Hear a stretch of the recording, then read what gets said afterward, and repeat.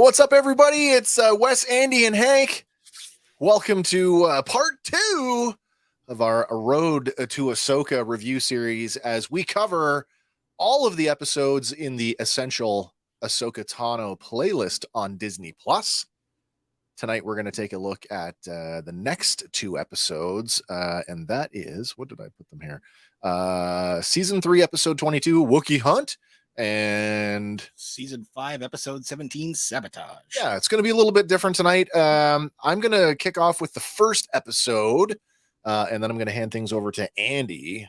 But before we do anything, I think it's time, once again, we unlock the cage and have another one of those bad Star Wars jokes. I got one. This week's bad Star Wars joke comes to us from Andy. Well, it comes from the far corners of the internet. Nice. What is R2-D2 short for? Robot second generation. A stormtrooper? Because he has little legs. Ah, yes. Yes. Well done. Well done.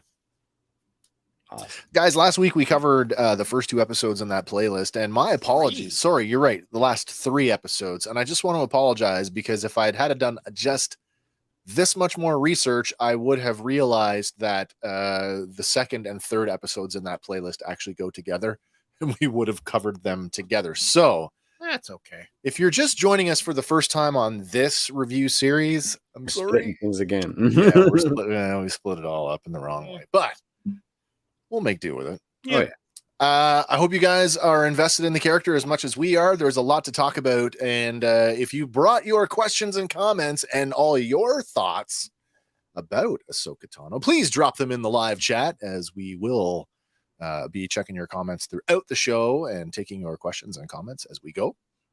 Yes, we will. On that note, shall we get started? And welcome back safe from the fires. Oh my gosh. Yeah. Hank, we missed you because, you were almost on fire. Well, I mean, a lot of the province was apparently. It's I think it's a lot better now. I stopped doom scrolling and looking at all the updates. Okay. Our phones are still going off regularly. And now that it's weird, like, because now they're using the negative emergency alert, pay attention to me to tell us positive information. Oh, wow. So, I mean, the infrastructure is there to reach the most number of people, even though it may incite a panic at the same time. Yeah. It's weird. And it goes off when it gets near your Wi-Fi if it knows where you live. It's weird. It's like it keeps going off in the elevator on the morning. Yeah. Anyway, things are looking up. It's been raining for 2 days.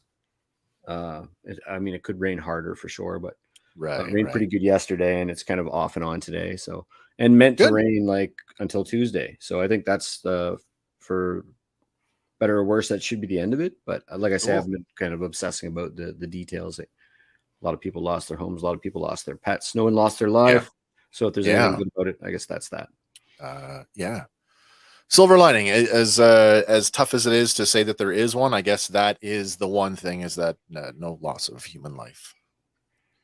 All right, you ready to move on, guys? I think so. All right, let's hit it. So, let me just switch things up here as I switch over to our presentation view, and there we go. Well, in our last episode, everybody, we talked about Ahsoka's development through the valuable lessons forced on her through the reality of war. Now, stranded without her master and hunted for sport by a Trandoshan hunting party, Ahsoka finds herself in a leadership position unlike anything she's ever faced before when she encounters a group of Jedi younglings that have lost all hope. But as we saw back in Storm over Ryloth, Ahsoka isn't an untested leader anymore, as she has overcome some of her own fears of loss.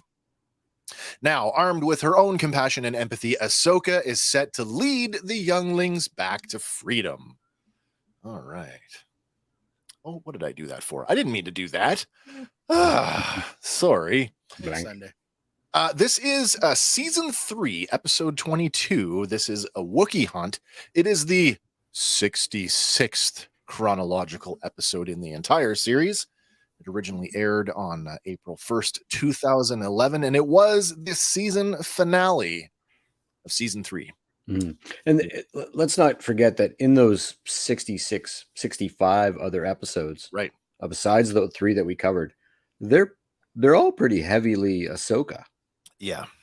Like she, she's a main character, and there's an argument that I'll make as we get on in this review series, and when we get to the finale of the Clone Wars episode, season 7, I will argue that she's the main character of Clone Wars. Yeah, last week we actually talked about especially the early episodes. Like, was Ahsoka meant to be the viewpoint of the audience? Yeah, and there's your younger viewers. Entry point. There's absolutely that argument to be made that for a younger viewer, absolutely. Yeah, I don't know, as us 40 and 50 somethings. If for that's us, Luke case, Skywalker was our entry point. That's true. Mm-hmm. That is also true. But yeah, I buy into the notion that Ahsoka at some point does become the focal point, in the same way that the Simpsons started with Bart Simpson and came around to Homer. It might as well have been called the Homer Show for a number of years before they finally kind of got off that egg for a bit. All right, the episode description for this one reads, as Ahsoka and her youngling allies struggle to evade the Trandoshan hunters, their efforts receive an unexpected boost when a new captive, Chewbacca the Wookiee, arrives. Chewie scrounges parts from a wrecked Trandoshan slave ship, assembling a communicator to send out a distress signal. Help arrives in the towering, shaggy form of Wookiee warriors led by General Tarful. Freed from captivity, Ahsoka returns to the Jedi Temple and is reunited with Anakin Skywalker. So, we pick up exactly where we left off in episode 65. Now, Ahsoka is alone and on the run, having just slain the son of the hunting party. Dar? I believe so. Dar, yeah. Alone and on the run, but for the time being, at least, she manages to stay just one step ahead of her Trandoshan pursuer. Leaping and bounding through the vines and trees, she begins to tire and is forced to slow down. With the hunter literally on top of her, Ahsoka clings to the underside of a large tree branch, hoping to evade him. Predator much? Yeah, I got that as well. When Dar's father arrives on his hoverpod, he angrily tells the other hunter that he plans to nail Ahsoka's hide to his wall for killing his son. Then, turning the pod away, it drifts down, placing Ahsoka well into his eye line. But Ahsoka manages to scramble out of sight before the Trandoshan turns around, and instead, they fly off in search of their elusive prey. Good on her for being so nimble. She goes this is the first of not even the first, but she goes through a batch of these sort of away missions, if you will, for lack of a better term, where she's separated from Anakin. She's sort of doing her own thing. And all of them are equivalent to the Jedi trials. From that sort of, from an experience perspective, she's like a Jedi Knight at like 15 years old. Yeah, I mean, she's already recognized as a commander by this point. Like, she's well established that way. Even when the Jedi do go through the predetermined trials, there's no threat of loss of life or limb. No. And I mean, I guess it's probably indicative. Some of the other Padawans we follow, like Barasofi, proves to be fairly handy with a lightsaber, which is, and Caleb is sort of too young to have seen much combat. But I would argue that the Padawans of this era were knights in everything but name. Having not watched these episodes in a long time, I came to the conclusion that these two episodes, the Trandoshan episodes, the stakes feel absolutely at their highest. I mean, it's not lost on me that they're fighting a war, so anybody could be snuffed out of existence in the time it takes to pull a trigger on a blaster. But I don't remember feeling like anybody was ever in any real danger. But the amount of killing that happens in these two episodes, I actually felt like, okay, it's real. Like, somebody could and did die. Multiple died. Yeah. on both sides. We lost one youngling in the first episode, right? Or in the first part. When we lost Khalifa, Well, that night, Ahsoka returns to the younglings' treetop camp and breaks the news that Khalifa is dead. Wallowing in his own despair, Omer says it's only a matter of time before they're all going to die. But a steely resolved Ahsoka says that if that's the case, then they should go out with a fight.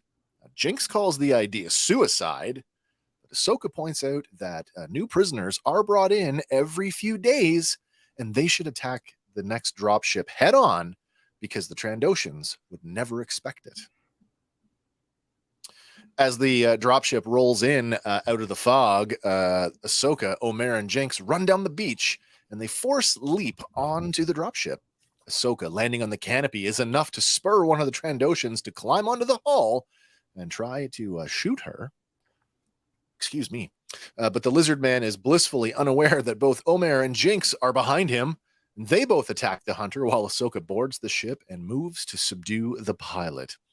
The boys struggle with the much larger and more powerful Trandoshan, and even their combined efforts are not enough to take him down. Just goes to further show how, I don't want to say disconnected, but like, rusty with the Force. Yeah.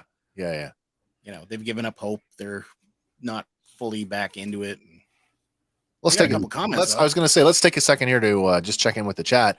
TJC joining us from the UK tonight. Good evening. Hello, sir. Good evening. I hope everything's going well. And Doug's here. Doug's got a great comment. He says that the Clone Wars are the show about effects of Clone Wars, both before and after. Ahsoka is the epitome of the effects as she grew from a brat that we could barely stand into one of the Jedi of the Gray. That's an interesting thought too. I've been going, I go back and forth on this one thing about this whole gray Jedi thing. And early on, there's a part of me that's like, no, there's no such thing as a gray Jedi. You're a Jedi or you're not a Jedi. You're a Jedi or you're not, you're another type of Force user. But then I thought about it in terms of Jedi is not just a space wizard that's wielding powers. It's also a religion. Mm-hmm. And you look at real world religions, and we've kind of touched very lightly on this before, but if a religion doesn't evolve, it ceases to exist. And so the idea of gray Jedi to me doesn't seem as foreign anymore. No, they're the middle ground. The evolution of the order. And I think that's something, while it maybe doesn't really pop up a whole lot in Clone Wars, we do touch on that in Rebels. And I think the sequel trilogy tried to set up some of that we were going to go to this place where the order was going to evolve into this sort of middle neutral ground. And certainly by the time we see Ahsoka the Gray, I think that's sort of a little on the nose. Yeah. Yeah. There is no canonization of gray Jedi. Right. Dave Filoni did say canon isn't everything. So you could see that sort of mentality in a lot of Legends Jedi, a lot of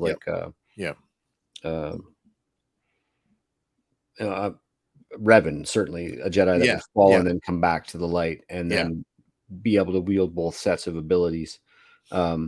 You could argue Qui-Gon was sort of sitting in that wheelhouse. Dooku certainly tempted by the dark side after dabbling in it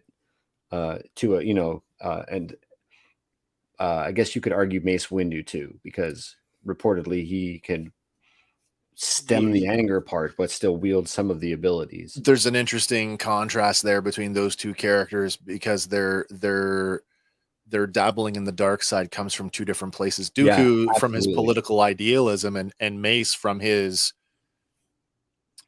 outlook on the Force, his connection to the Force. Right. It's a different motivation for those characters. So I think that's interesting. The idea that a gray Jedi could be on a sort of a sliding scale or on a pendulum that swings probably less to the dark side, but sort of midway to the light. It's entirely possible. And I think that when we get to the Ahsoka show, based on the trailers, when we see these two new Jedi that are clearly wielding something in between. Yeah, it's not red, it's orange, but is that just a variation? Is it drawing on those old art concepts that we saw before A New Hope? The Filoni had said it may be something familiar, but yet in a different way that we've never seen before. And I'm certainly be interested if they're going to, get into that area of the Force. Yeah, I'm very interested in that. On that note, TJC says using Ahsoka shows the transition from the Clone Wars Jedi to Luke's Jedi Academy. Yeah, absolutely. And I think again, going back to sequel apologist, sequel hater, somewhere in the middle. There was at some point there was an avenue there, and I do think that as we go forward, whether or not you're for or against this Rey film that's coming, I think Rey's Jedi Order, I think we will see that transition to something that's a little more balanced, not light, not dark, but somewhere in the Bendu. Yeah, if I may. Yeah. Follow-up comment, TJC says, to me, the tales of the Jedi story of Dooku and Windu showed a selfishness to Windu as he then ascended to the council after sticking to the dogmatic ways of the Jedi. Yeah, I mean, that's not really, and you can't say that's his fault. I mean, that's just the dogmatism of the Order itself that recognizes what you would do. You would follow the rules. Yeah, if you were, yeah. And this is part of, and we'll see it in the next episode that we're examining more. But this is right. This is why the Jedi fall apart. Their hubris, their arrogance, and their willingness to, blame or use their their fallacies as strengths, like to reinforce that hubris, to reinforce that negativity with the rule of law, if you will. Yeah. Their own sense, their own morality code. Right. Yeah. And Yoda says it best, and I think he says it in a novel, actually, is that it was the Jedi's hubris that cost them the galaxy. Yeah. Well, inside the ship, Ahsoka stalks the pilot, who's still in his seat.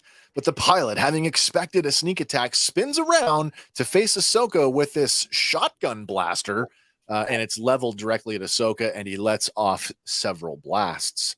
Ahsoka deftly evades them before pouncing on the pilot. But in the fray, the ship's controls sustain some damage, and it begins to roll, which causes Omer and Jinx, along with the Trandoshan hunter still up on the hull, to fall. Somehow, they all manage to grab a hold of the hull before falling right off the ship. And as the hunter tries to climb back up, he makes a grab for Omer's legs and tries to pull him off the ship. Back in the cockpit, the pilot continues to fire his shotgun wildly. But Ahsoka uses the Force to push the gun's barrels away from her until she finally force pushes the Trandoshan through the cockpit canopy, rendering him unconscious. With the ship's control surfaces having been riddled with blaster fire, the ship begins to spin uncontrollably as the last prison cell pod breaks off and it falls into the shallow water below. Now, as more explosions erupt across the ship, the Trandoshan loses his grip on the hull, but not before he grabs Omer's leg. But then Jinx leaps down to help his friend, and with a few well-placed kicks in the face, the Trandoshan loses his grip entirely and falls several meters to the island below. Struggling with the ship's controls, Ahsoka hits the release to all the prison cells before she and the boys leap off the ship, just in time before it spirals into the island in a wrecked heap. And then the reality sets in that their best chance for escape has just crashed into the beach, and the three Jedi are suddenly alerted by the sound of a howling Wookiee. Ahsoka presumes it's a survivor from the crash, and they go to investigate. And then all of them are surprised to see the hulking form of Chewbacca stand up from the wreckage, seemingly unharmed. That's pretty impressive. Yeah. Gotta say, though, Chewie gets captured a lot. Over the course of his entire career, captured here by Trandoshans. Yeah, in another 15 years, he'll get captured by the Empire and fired into the pit. And then come Empire, he'll get captured again. Yeah, and then turned over to Jabba. Yep. And then in the sequel trilogy, again, Captured by the First and, Order. and they think he blew up. That's right. Come on, get on with it, Chewie. Good point, by the way. Where are we here now? Oh, yeah, there we go. Seemingly unharmed. All right, the following day, the Trandoshans recover their dead from the crashed ship, and it's revealed that Chewbacca was the only prisoner on board. They presume it was the younglings that were responsible for the crash. Garnak, the Trandoshan leader and Dar's father, calls them bold, noting that not only are the kids now organized, but they also have a Wookiee in their company, which doesn't bode well if you're a Trandoshan. Or maybe it does if there's enough of you. Mm-hmm. Now, back at the treetop camp, the kids learn that no one knows that Chewbacca had been taken, but his homeworld, Kashyyyk, is close. Jinx isn't as optimistic about the situation, seeing as they don't have any communication equipment. But Chewbacca thinks he can build a transmitter from the wreckage on the beach and use it to call for help.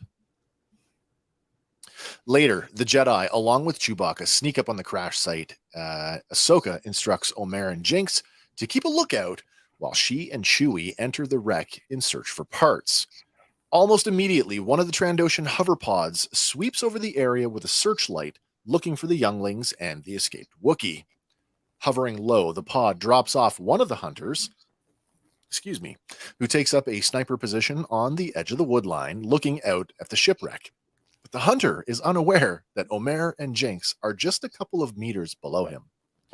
Meanwhile, inside the shipwreck, Chewie and Ahsoka continue searching the wreckage for parts so the Wookiee can jerry-rig a transmitter and call for help. And they are unaware, that the Trandoshan sniper is covering the crash site in anticipation of such activity. Looking down his sniper scope, the hunter spots Chewie inside the ship, but with the wreckage in the way, he doesn't have a clean shot, and so he waits and watches as they move around inside. After collecting the last few parts that Chewie needs to assemble a transmitter, he and Ahsoka decide it's time to leave.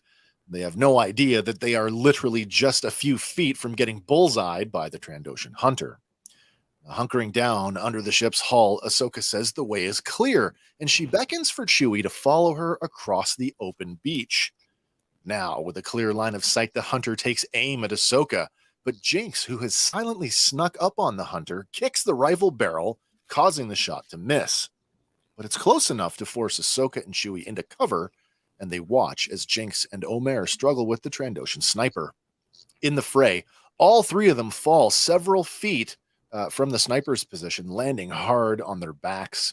The fall dazes them all, but it's the Trandoshan that gets back to his feet first, and despite their best efforts, the boys simply cannot overpower him, and they are both tossed aside handily. Do we think that Ahsoka was leaning too hard into the hope at this point? Because last episode, when the Trandoshan was sneaking up, she felt the uneasiness. She did, didn't she? And this time, he's there again in the same position. Yeah. But she's we got a Wookiee, we got some parts, we got a plan. I mean, she had that moment where she actually sensed the hunter that captured her. Yeah. And now and then just wrote it off. No, it's probably just an animal. Yeah, I don't know. Maybe the Wookiee smelled throwing her off. Hank, I don't know if our audience can hear that, but we're garbled again. I'm not sure. Anybody who's watching tonight, can you give us an update on the audio from Hank? Let us know if it's as garbled for you as it is for us here in the studio. I can just nod. And be pretty. That's no good. We don't want you to do that. All right, I'm gonna move on here, and the plan was the boys' plan too, right? So she could be disconnected from the plan. True, possibly. Yeah, I think there's some truth in that. All right, where are we at here? Let me move over to this next one here. Well, nobody's chiming in, so you might actually sound. Oh, yep, very garbled. Okay, so TJC says yes, you are garbled, Hank. I don't know what the fix is for that. I know we tried an unplug and a replug, and that kind of worked. Very high toy here. So let me know if any of this starts, but carry on. It's made no change. All right, so I'm going to move on to the next one then. Putting his foot on Jinx' chest, the hunter pulls a knife and says, "I'll gut you," while the Twi'lek boy watches helpless. But before he can strike, a giant furry paw grabs him by the wrist and forces the knife from his hand. It's Chewbacca, and with a couple of well-placed blows, he drops the Trandoshan hunter to his knees and wraps both hands around his neck. It's very Lando Calrissian-like in this moment. I was half expecting him to just rip the arms right off. I was waiting for an arm based on the rip kill as in well. The last one. Like, rip those arms off, Chewie. But the Jedi, recognizing the value of the Trandoshan, stop the Wookiee from killing him, and instead they take the hunter as a prisoner. Well, back at the treetop camp, the Trandoshan is secured with some thick vines. Meanwhile, Chewbacca has managed to cobble together what looks like a small transmitter dish, and he tries to send a signal. But the device overloads almost immediately, and the dish falls lifeless. With the transmitter proving to be unreliable, Jinx poses they use the prisoner to their advantage, and Omer agrees with him. But Ahsoka asks, if we do it your way, what's the plan? Jinx proposes they use the Trandoshan as bait to get one of the hover pods to fly low enough so they can hijack it and use it to board the Trandoshan Citadel ship and forcibly take that. Omer tells Ahsoka that it was her that got them to believe in themselves again, and he believes that Jinx' plan will work. Now, Jinx finishes by telling Ahsoka, oh, I hate it when I make a spelling mistake because it totally throws off my rhythm. Let me just read that again. Jinx finishes by telling Ahsoka, do what she wants. Do what she wants. But in the morning, he and Omer are leaving with the prisoner. Confiding in Chewie, she tells him that the boys' hearts are in the right place. She can't let them do it alone, and they're going to need him too. The next day, Chewie and the Jedi take the Trandoshan to the shipwreck. Jinx tries to use a mind trick on him so he'll call the other Trandoshans, but initially, the mind trick doesn't actually work. Now, is that a case of he's just not powerful enough, or are Trandoshans naturally resistant in the same way that Watto and Watto species are? I chalk it up to like the inactivity of their force use. Yeah, that they've been here for several cycles. It gives a little Wookiee smack on the top of the head there to whatever you did, Hank, you are no longer you're no longer garbled. The secret was doing nothing. Chewbacca gives him a smack, and I was being quiet there, but the Chewbacca gives him a smack in the head, which may or may not loosen up his willingness to be seduced by the Force. Yeah, well, so maybe like your concentration level versus theirs, kind of thing. Possibly. With a well-placed punch to the head from Chewbacca to make him more compliant, the Trandoshan falls under the influence of Jinx. He tells the Trandoshan that he was their prisoner, but now he's escaped and he needs a speeder to come pick him up. Removing the restraints, the Trandoshan, who we learn is called Smug, uses his wrist comm to call for a speeder. Still under the influence of the Jedi mind trick, Smug stands in the open waiting for the hover pod to pick him up. And when it drops in over the beach, the Jedi and Chewbacca launch a sneak attack, and they quickly subdue both Smug and the other hunter and commandeer the pod. Back at the treetop camp, the makeshift transmitter dish, having been repaired, sways back and forth, searching for a signal before suddenly locking onto something. And pointing the dish straight up, it locks onto something as a recording of Chewie's voice plays. It's my best Chewie. Help me. Something like not that. Bad. Not bad. Dad, Mama, Lumpy, somebody, Nala. We cut to the Trandoshan Citadel ship, and it's two Trandoshans wait on the landing pad, talking amongst themselves. One of them remarks that the hover pod should have been back by now. And just on cue, the pod floats into view, and Ahsoka, Chewie, and Jinx leap off and attack. Jinx catches one of the Trandoshans with a flying kick to the face, sending him reeling back, while Chewie grabs the other hunter and flings him overboard. Ah! Street pizza. Yeah. The dazed hunter screeches incomprehensibly. It's another one of these like lizard. Yeah. The raptor screech. I assume it's it's Dosh, I guess, the Trandoshan language. Alerting the other Trandoshans on the ship, including Garnak, who screams, "Kill them! Kill them! I want their skins!" Under fire from two of the hunters, Chewie flips one of the hover pods, and then he and the Jedi take cover behind it. When one of the hunters tries to board a second pod, Ahsoka and Jinx use the Force to toss the pod at the two shooters on the deck. A quick melee ensues as the Trandoshans try to regroup and shoot their attackers, but then Omer strafes the deck with the commandeered pod, sending everyone scrambling. Now, Garnak mans a repeating blaster mounted on a railing and fires a volley at Omer, but he misses. Meanwhile, Chewie, Ahsoka, and Jinx continue their melee on the landing pad. Firing a second volley at Omer, Garnak manages to damage the pod, and it crashes onto the landing pad, sending everyone tumbling. But it's the Trandoshans that recover first, and before Chewie and the Jedi can get up, they're held at gunpoint. Garnak hisses at them from the upper deck, calling it a valiant effort, especially for Ahsoka, but she will be his prized trophy in his collection. And just when you think all is lost, the rumble of an engine can be heard as Chewie points up above them and an assault ship descends. Specifically, it's the Halo, a Bodojef SS-54 assault ship owned by the Zabrak bounty hunter Suji. Suji and her partner Serapes are at the flight controls, while General Tarful and several other armed Wookiees stand ready to fight. A few of the Wookiees, including Tarful, fast rope onto the Citadel and lay down a barrage of covering fire, which allows Chewie and the others to get back to their feet. Garnak tries to use the mounted repeating blaster on the attacking ship, but the Wookiee door gunner disables it before he can touch it. Together with the Jedi, Tarful and Chewbacca begin to overpower the Trandoshans on the landing pad, so Garnak retreats back into the Great Hall. With a boost from one of the Wookiees, Ahsoka vaults to the upper deck and she enters the Great Hall in search of him. The trophy... Sir, go ahead. Into the Hall of Horrors. Yeah, this was the creepiest of creepy in the last episode. It doesn't get any better in this one either. No, it's still creepy. The trophy room, the trophy laden room, I should say, is dimly lit by skylights in the roof, but Garnak is nowhere to be seen.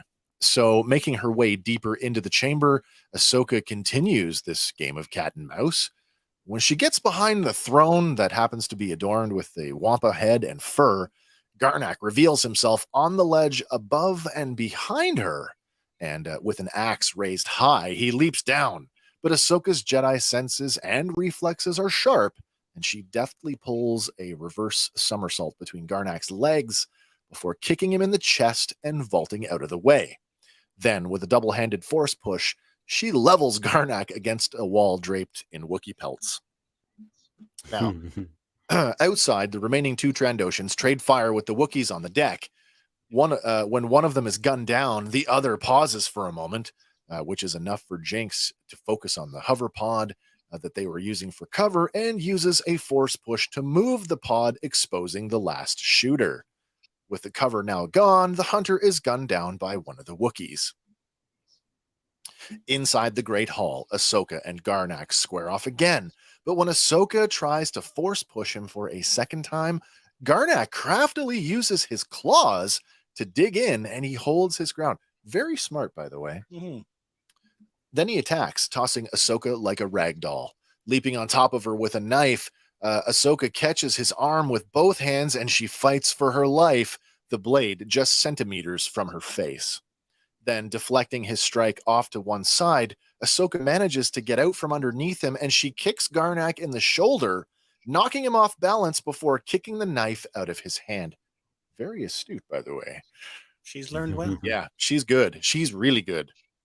But the Great Hall is Garnak's home turf, and they continue to fight, and he manages to grab, as they continue to fight, he manages to grab a rifle from a nearby table. But Ahsoka manages to dodge the fire, and once again, she force pushes him. She's very reliant on this whole force push thing, but it kind of works. It does. She uses it in the Disney Infinity game, too. Yeah. This time, Garnak is thrown backward over the table where he got the rifle from. Leaping up onto the table, Ahsoka points a finger at him and says, "You're beaten." Garnak hisses back, "You murdered my son, and you need to pay for what you've done." But Ahsoka isn't having any of it as she tells him that Dar died because of Garnak's actions. True. It is true. It's absolutely true. His own father sent him to his death. Yep.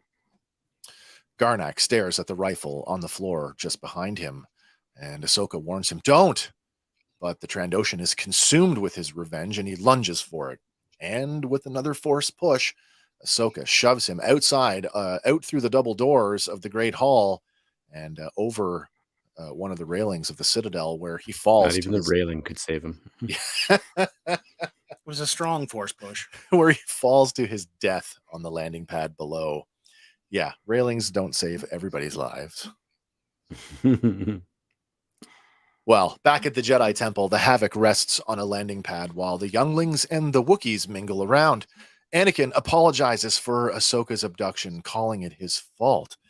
But Ahsoka reassures him that it wasn't his fault, that he did everything he could. She reflects that while she was out there getting hunted, all she had was the lessons and the training that Anakin had imparted to her. And because of that, not only was she able to survive, she was able to lead others to survive as well. Unsure of what to say, Ahsoka bows as she thanks Anakin, a gesture he returns with, "You're welcome, my Padawan." And as the episode closes with a pensive Yoda watching as both Anakin and Ahsoka walk back into the Jedi Temple together. Yeah. So, what do we think of that one, guys? It echoes Plo Koon's words from the last episode. The last one, yeah. If you trained her well, she'll get back. She'll come back to you. Yeah. So yeah. It's a big contrast to everything that she went through in the episode where she got all the pilots killed. Yeah. Having learned, I think she learned the lessons from that one, and now she's applied that. Yeah. And again, her boundless well of hope really did sort of serve her well in this one. Yeah. Even in the moments where she was kind of like, you saw that moment in the treetop camp where she's like, she's got her head in her hand and she's like, just doesn't know what to do. But it's such a temporary thing because she's right back into, okay, then what's the plan? Yeah. And then they get on with it. But she has a similar conversation with Anakin after she and Barriss Offee are trapped in that Trandoshan maze. Yeah. Under where they're, and they have to use their wits to escape. She almost has the identical conversation with Anakin at the end. Sure. I survived because of your training. Yeah, that's exactly it. I'm going to hand the con over to Andy as we move into the next one. Yeah. Oh, what do we got going on over there? Did I do that? Oh, no. I did that. Okay. I'm like, what happened over there? I did it. So our next episode is season 5, episode 17, Sabotage. It is 105th chronologically. Originally aired February 9th, 2013, and it was the 17th episode of season 5, which makes sense. Yeah. Right off the hop, this episode is some of the beats in this episode are the mirror of Revenge of the Sith, that opening Starfighter battle. Yeah. Which I really liked. It's also a big jump is in terms of what Disney considers her essential episodes. Yeah. They'll probably give you 10 more in between. Yeah, seriously. But it does tie into the last episode, and I'll tell you, there's a way that they share a similarity, and that there's no lightsabers in either of these episodes. Oh, that's right. There isn't, is there? But the description reads, Anakin and Ahsoka investigate a deadly bombing at the Jedi Temple. And I really like the opening quote on this one because it really encompasses the whole thing. And it's sometimes even the smallest doubt can shake the greatest belief. That is so poignant to her character overall and how it relates to her later on in the season. Yeah. This really is the beginning of the end for her. Yeah, this is the one that lays the groundwork for her exit. Future. Yeah. But we open on an attack run to the surface below, and Anakin and Ahsoka are in the lead, and she's more confident now in these types of situations, citing to Anakin that she knows the drill, Master. Yeah, it's like it's an old like, hat for her. Yeah, she's been in more than one of these now. But her piloting skills have evolved as well as she evades a missile, and it turns out it drops a bunch of buzz droids. And while she manages to like skirt them all, Anakin is just covered by them. And like comedically so. Yeah. Yeah. Yeah. They're not a problem for long as he dispatches them with the Force, but he missed several and he rolls over and you see the bottom and it's just covered. Oh yeah. It's like pulling the thing out of the bee colony. Yeah. Like, oh yeah. But they compromise his ship and an explosion renders him unconscious. And Ahsoka, she orders R2 to land the ship on a nearby ledge. And, you know, throwing caution to the wind, she just pops the canopy on her own and leaps aboard the smoking craft. And with minimal time, she cuts open the cockpit and drags him to safety just as the ship plummets off the edge. I could not, watching this episode, I couldn't help but think that this is role reversal again, where now Ahsoka is Ahsoka is very much Anakin in this sequence. Yeah. And Anakin is Obi-Wan, who's been taken out again. Yeah. Yep. Yeah. Absolutely. But instantly the whole galaxy could have been saved right here if she really she wasn't slower. Yeah. But she's been trained too well. Yeah. Instantly though, she realizes that R2 didn't leap out with them, and that concern for others, it just rises up again. But R2 still has his little leg jets, so he's fine and he pops back on the screen. Yeah. He gets off on that faking his own death thing. R2 that way.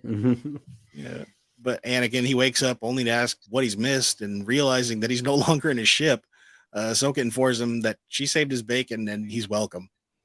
And just then, Yoda sends a transmission that they must return to the Jedi Temple as it's been bombed. Right. And they need Anakin to help discover who done it. Yeah. And upon returning, Anakin and Ahsoka are informed that they must lead the investigation, as it might have been a Jedi who committed the bombing.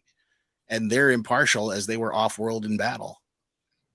But Ahsoka, she holds to her belief, as how could a Jedi possibly commit such an act? I think that is the first big character beat for her in this episode, like in terms of her development. I made some notes for this too. Yeah. I'm just going to look at them for a second here because I want to talk about this. This is that Ahsoka is still at she's literally on the precipice here, about to sort of fall over the edge metaphorically, but as of right now, like that line it speaks to her conviction as to how devoted she is to the order, that she has been, like, despite everything she's gone through, despite the questionable teachings from Anakin, she is still 100% invested in the Jedi as an organization. Yeah, they can do no even wrong. After right. Like, because it's a multi-part episode, but yeah, even at the end of this episode,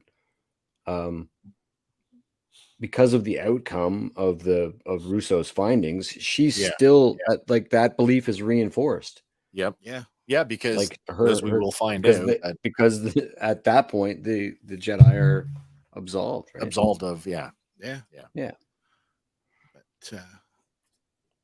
But that's interesting though too, because when we get to, I guess I should maybe wait for you to. We are back. It just breaks your heart more. I just, you know what I mean, in terms of her character. Like she goes through all this. Oh, we're going to go through. Yeah. But when we get back to the temple, temple, all this, and then is vindicated by that's right her beliefs, only to have them shattered next. There's an interesting There's an interesting contrast though, because this is, I think, the first time over the course of the series that we've seen some blowback on the Jedi with these protests outside the temple, and people are like actively calling for an end to the war. Yeah. And there's this, the Jedi are not looked at favorably by the people right now. Yeah, because they're and ironically too, this is more in line. The way that they're investigating a crime is more in line with what the Jedi were meant for. Yeah. Ironically, Yeah. This is the Jedi of the High Republic. Sure. Do this. Yeah. I think also a precedent for the Mandalorian season 3's cop episode.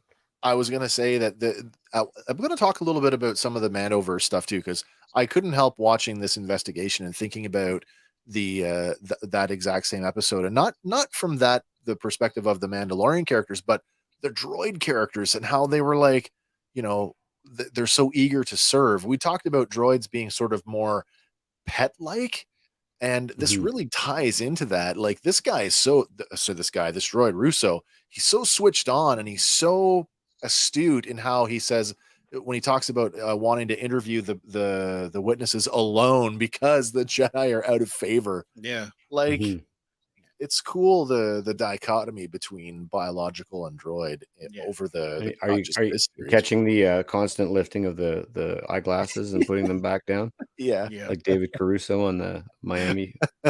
Wicked. Yeah. So she's still holding to her belief how a Jedi could possibly commit such an act and become a traitor. But Anakin then reminds her that there are political idealists among them, and one can easily become the other, just like Count Dooku or General Krell. That's right. Yeah. Palm Krell. Yeah. Yeah. They then meet the analysis droid Russo ICS, who has been assigned by Mace Windu to help them. And Anakin instructs the droid to take Ahsoka to help interview the witnesses. But like you said, he's hesitant based on the rumors that it's a possible Jedi traitor. Yeah. But Anakin insists and says, you could see on Ahsoka's face here that she's thankful at this point for her faith, or for his faith in her. Yeah. Doesn't matter the public opinion, his faith in her is not swayed. He's very particular about this whole, like, the droid insists that, he's more effective singularly, and that it's that whole droids are superior to human beings in many ways. Yeah. But he's so insistent on, like, no, you'll take her anyway. Yeah. Yeah. Well, we saw a droid interrogation in I was going to say Andor. There was that. Or in season 3 of Mando. The parole droid. Yes. So it was an interview. Yeah, and it's very cold and uncaring, right? And you add in a humanoid element, and that brings back that more personal connection, I guess. I think so, yeah. But in the infirmary, survivors question if a Jedi could be responsible, and Russo tells Ahsoka that fear makes even the most trusting individual irrational. And one of the other survivors actually gives them a lead just as Anakin arrives, and Anakin relays that he feels the anger and fear building in the temple just at the thought that it could be a Jedi traitor. Yeah, it's interesting that he turns inward on this. Yeah, I would think that like a scoop a line of his from Attack of the Clones. I would think that him being assigned to this is their way of having him prove a Jedi didn't do it. It's implied in their mandate. Yeah. Oh, yeah. Yeah. But with their lead in hand, they press on, and they go back to the hangar, and they posture how a temple worker could do this. And it's at this point, Ashoka's belief, it starts to crack, briefly entertaining the notion that it could have been a Jedi. But focus is quickly shifted when Russo discovers debris covered in nanobots. Another link to that episode. I'd forgotten that it was nanobots in this episode, to be honest. I'm like, wait a minute. Somebody was watching this show and paid attention. Yo. Upon further search, they find what little remains of their suspect, and all left is a hand, but it contains nanobots in the blood, leading to the conclusion that the worker was the bomb. Yeah. And upon investigating the worker's home, they find that he'd been fed the nanobots, and when his wife arrives... It's rather grim. Yeah, they attempt to take her in for questioning, but she runs. It makes you wonder, was he a willing participant or not? I don't think he was. No. I mean... I think she knew where he was going to be. In the At home. Yeah. Well, like, she knows where he works, right? But I mean, extremism in all of its forms, like, you never know what somebody will or won't do. I mean... True. The number of suicide bombers that that have in the course of human history, there is a part of me that wonders, like, was he a willing participant and just did it knowing that he was going out a martyr? You got to think, like, knowing what we know, it's a bit meta, but having watched what comes in the future of this, that a Jedi putting a lightsaber to your throat would probably prompt you to do some crazy you might. things. Yeah, you might be like, okay. Yeah. as she goes on the run, once again, it's Ahsoka who gets ahead of her while Anakin's playing catch up. Right. So, she is taking those lessons, employing them, and surpassing him, really. Yeah, she's really taken the lead on this investigation. And Hank, you had said, like, this is very traditional Jedi work, and it turns out she's pretty good at it. Yeah. And at the same time, right, like she's in it for her beliefs. Yeah. Right. She's motivated prove. A good way of thinking about Jedi is that they're meant to be more like police officers than soldiers. Yeah. Neutral, sort of here to, keep the peace. Peace officers. Keep the peace. Yeah. They're not soldiers. But when the wife lets it slip that she knows her husband Jakar is dead, and they're trying to pin his murder on her, they've caught her in a lie. But after admitting she did feed her husbands the nanobots, she tells them that they don't know what they're getting into. And that's right. So, implying there's something deeper going on. But later, Russo relays that no further nanobots have been found in the temple. And according to the footage, the husband Jakar was alone and seemingly clearing the Jedi. Yeah, acted alone. Yeah. And for the moment, Ahsoka's faith is restored. But for the moment. Yeah, Mace Windu, he comes in and notes that public opinion is starting to turn against the Jedi thanks to the war, which causes Ahsoka to pause on the thought of what if? Yeah. What if it was a Jedi? But Anakin notes that some Jedi will disappoint them, but he reassures her that as long as they keep the faith in the good Jedi who fight for what's right, it makes it all worthwhile.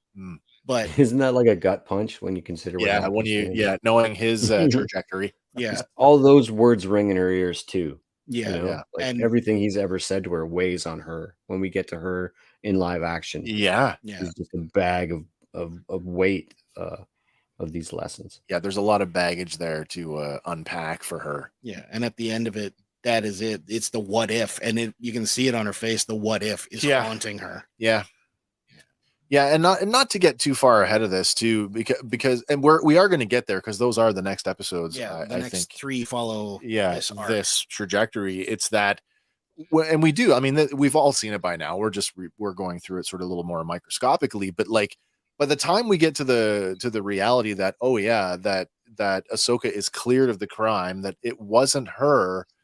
The reality that from a certain point of view, Barriss Offee was right. Yeah. That the Jedi had turned away from their roles as peacekeepers. Yeah. And as an extension of that, Dooku's right. Like it's a common theme that the Sith don't seem to lie. they seem to tell truth from a certain point of view. And we get that from Obi-Wan constantly too. Like all the time. Yeah.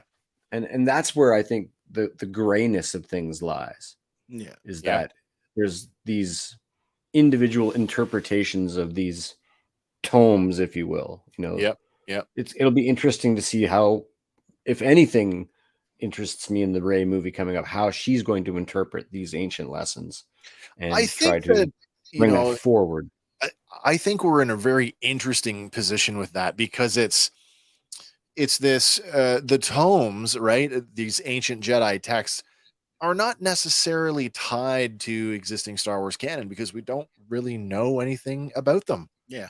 Like the line between Yoda and Luke, well, did you read them? Well, page turners, they are not.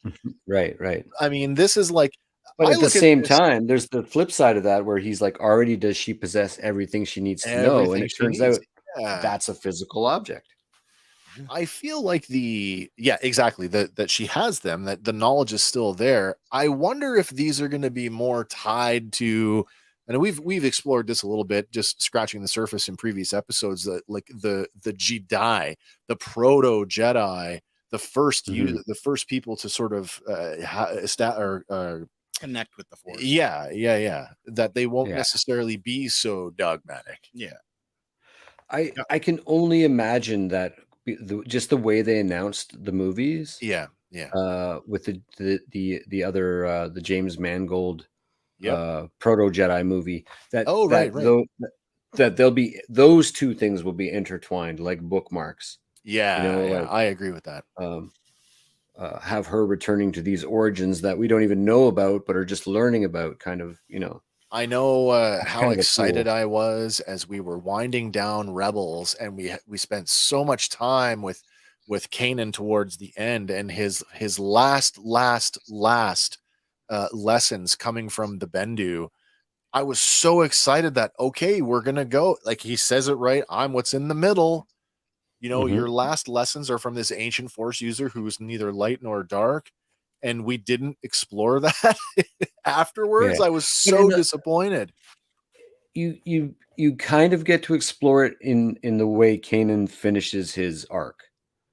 Yeah. He embraces that different, like, he's in love with a woman. Yeah. That's not a Jedi thing at all. And it's part of his personality. It's intrinsic to who he is. Whereas, like, you could say that about Han Solo and Leia, but you couldn't say that about Luke or any other Jedi, maybe Anakin, because, that being part of the majority of his fall. Although I think that the Ahsoka angle is way deeper in terms of the way they told the story. Yeah, I think that resonates more with me. I know this doesn't specifically relate to Ahsoka, but I have a question. Specific, Andy, have you finished Rebels yet? Not quite. But okay, I'm so getting there. Let me ask you, Hank. Spoilers. Let me ask you, Hank. Did Kanan Jarrus know that Hera was pregnant before he died? So I'm going to say yes, but not because he specifically knew that. There's a moment at the end of Rebels. Sorry, Andy, but there's a moment. You waited too long. There's a moment when he holds back that energy. Yeah. And he throws Hera back into the ship and throws the ship out of the way. Yep. He gets his sight back. That's his right. Eyes return to normal. Yeah. And that's because, not because he can see physically, but because he's connected with all things in the Force. Yeah. He becomes his destiny in that moment, and 100% he knows everything in that moment. Interesting. I was more curious in the conventional sense, because I kind of see him as being like the could Anakin and Padme successfully raised a family if he had left the Order and just ran away with her? Maybe. I think that Hera and Kanan would have. I believe they would have been a normal family.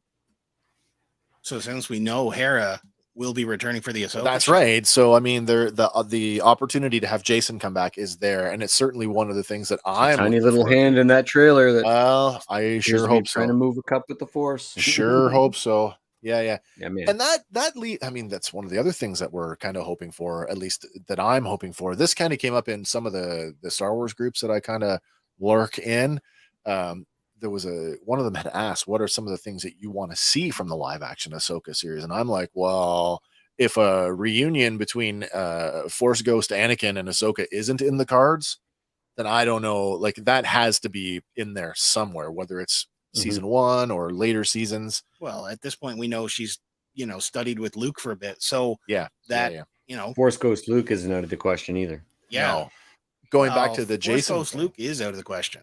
Because Mark he's Hamill not a ghost yet. Yeah. Oh, that is correct. He's about to do his fall. That's right. And solo, that's right. And then go off to the island. I guess so. I guess that's true. Yeah, you're right. I would be interested to see if Ahsoka has a guiding hand in young Jason's path. I think that would be interesting. Mm-hmm.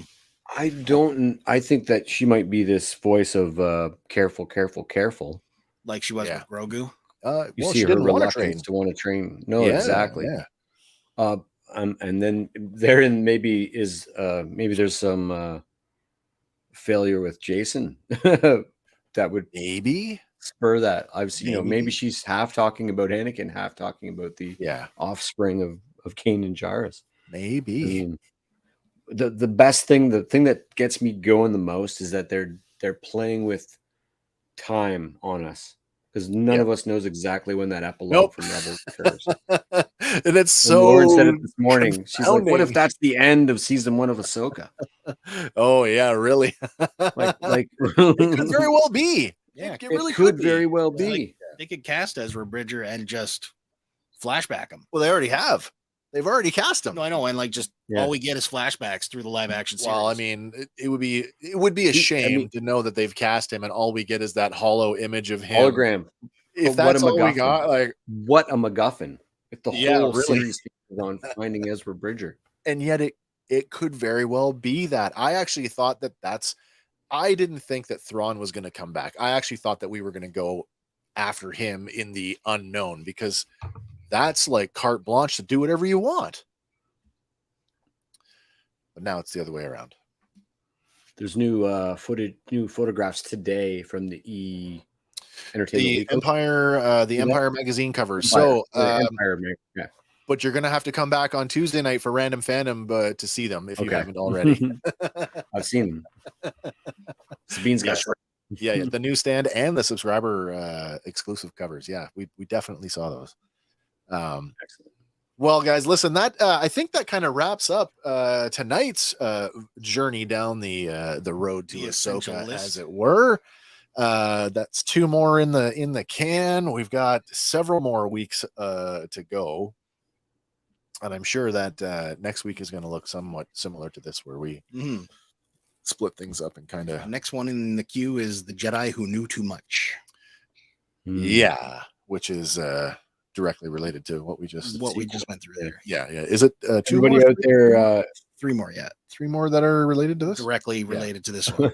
both people that are out there, and if you're watching this later on, go see the new Spidey movie before spoilers spoil it, because there are some pretty cool things, spoilery things in there that you should check out in the first little bit, because otherwise I'm sure it's going to come up on Tuesday night. Someone's going to ask if we've seen it yet. So that'll be your opportunity to come and talk about the movie, Hank, on Tuesday, because I'm sure somebody will ask.